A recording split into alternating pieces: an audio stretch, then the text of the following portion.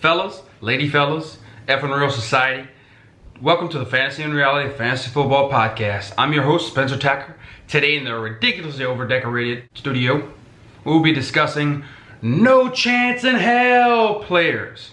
So, my no chance in hell players are players that I'm not going to touch no matter what. In any of the leagues that I'm in, I probably will have zero draft capital in any of them. If they fall to me 5 rounds later, which will not happen, maybe, but most likely not. The explanations for each person will be very brief. I just want to get this list out there to show you who I'm not drafting this season. So, let's get started. My first quarterback, Marcus Mariota. I do not like him very much. I have not. I believe he's on a decline, always injured. He might have a chance this year, but not looking forward to it. Number 2, Eli Manning. Again, another person on the decline. He lost OBJ. Daniel Jones is creeping up behind him.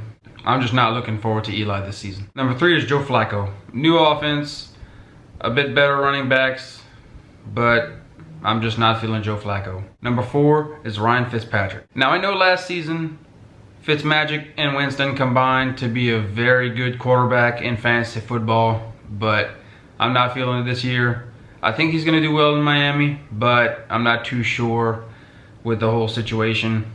His receivers are decent, but I'm not too sure how that will translate in his first season in Miami. Now switch to running backs. There are 7 of them on my list, and most of them will be very controversial. My number 1, Todd Gurley. I do not want to have anything to do with that knee. I think the arthritis is going to kick in, and they're either going to overwork him and he'll be injured halfway through the season, or they're going to limit him so that he doesn't get inflammation in the knee and he's not going to get as many touches. So that means only good things for Malcolm Brown and Darrell Henderson. Another running back is Sony Michel. Very similar situation. The knee is questionable. I don't like the situation. I'm liking a lot of Damian Harris. I'm going to have a lot of draft capital in that guy. Very late, very good value. I think he is a more well-rounded Rex Burkhead. So I feel if Sony doesn't get the job done, they're going to put Harris in, no problem. The third guy on the list is Kareem Hunt. He's suspended for most of the season. I don't think he'll come back and be the number 1 starter over Chubb.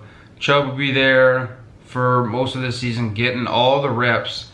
So I don't think it's going to be day 1 when he gets back that Hunt will be the number 1 guy. I think it's going to be a slow transition so that possibly toward the late end of the season, Hunt will be involved more, but I'm not high on him this year. Another guy I have on my list is Ronald Jones. I do not like the Tampa Bay backfield.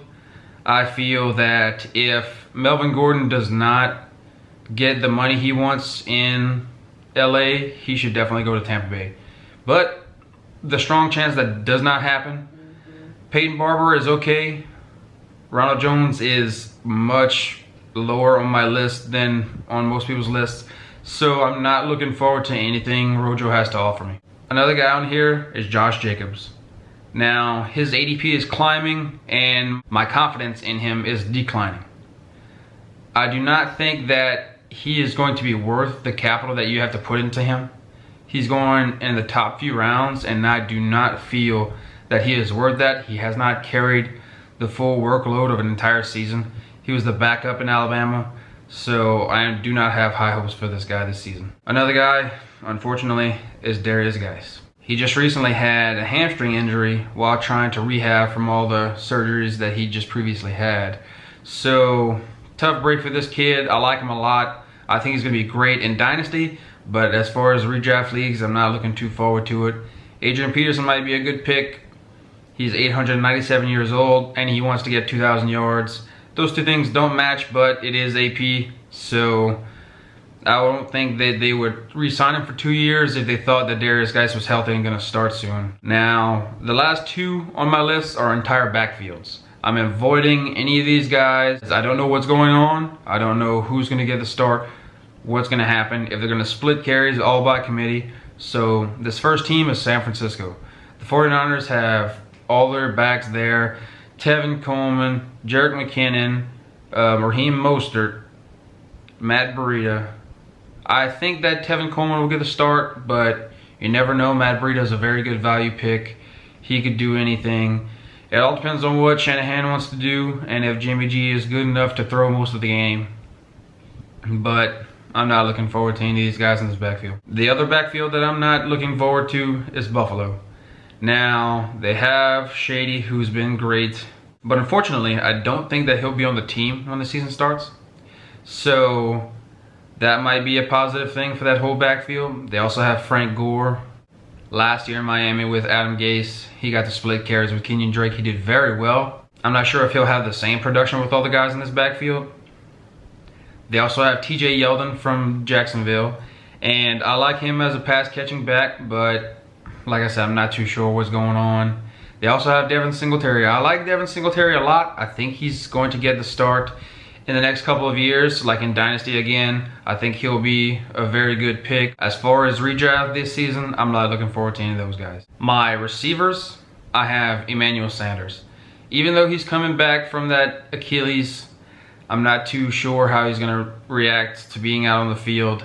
Flacco being his quarterback, Sutton, all there. I like some Hamilton.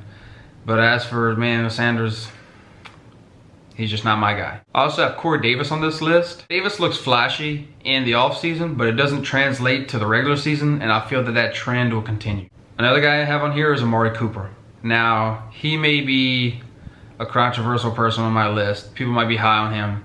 And I like Cooper. I like that he went to Dallas, but he's just too inconsistent for my tastes. He can have a 10-catch, 250-yard, 3-touchdown game, or a 2-catch, 15-yard, and it's just too inconsistent to me. And I'd rather have a much safe player that has a decent ceiling that I know I can get 15, 20 points out of every week instead of either 2 or 30. Another Cowboy I have on my list is Randall Cobb.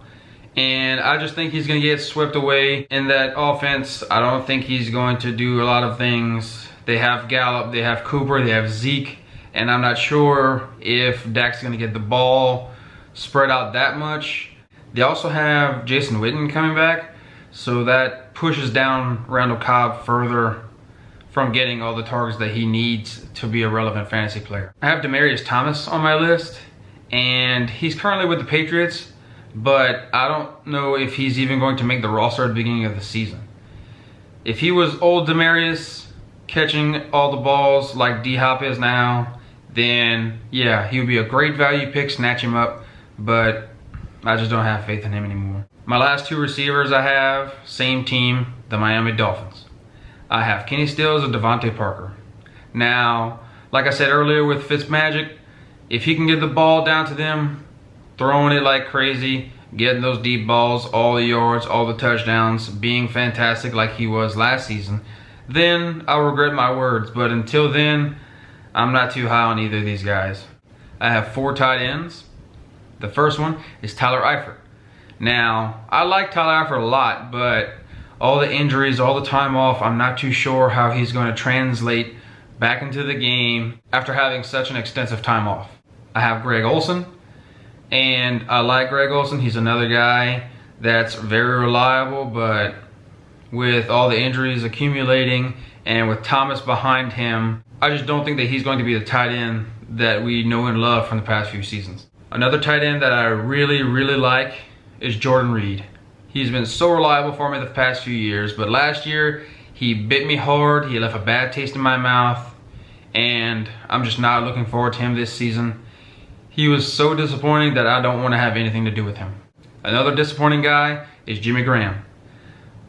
Being a Saints fan, I love Jimmy Graham. He was very flashy, very good, tall guy, hands, but ever since he left the Saints, he just hasn't been the same. And I think he's going to be implemented better into the system. Since Mike McCarthy's gone, I think Aaron Rodgers is going to try to find him in the red zone, in the end zone. So I think he's going to be very touchdown dependent. He might have games where he'll have 3 catches, 7 yards, but a touchdown. The touchdowns is very volatile toward his fantasy production. So for that reason, I'm not looking forward to him. So that was my list of no chance in hell players that I'm not drafting, basically no matter what. So let me know if there's any players that you despise for leaving a bad taste in your mouth or them burning you one too many times, that you're just like, you know what? I'm done with them no matter what they do. Critique my list. Let me know if there's guys on this list that you agree with, that you don't agree with. I'm open to any suggestions on why you think I should like these people. So just try to convince me. But as always, thank you for tuning in and thank you for your support. Leave feedback, questions, topic suggestions down in the comment section. We will try to answer any and all questions that you have. Remember, sports are supposed to be enjoyed together. So tell someone about us and watch together. Don't forget to smash that thumbs up and subscribe to the channel so I can keep giving you content that'll help you for this draft and every draft to come.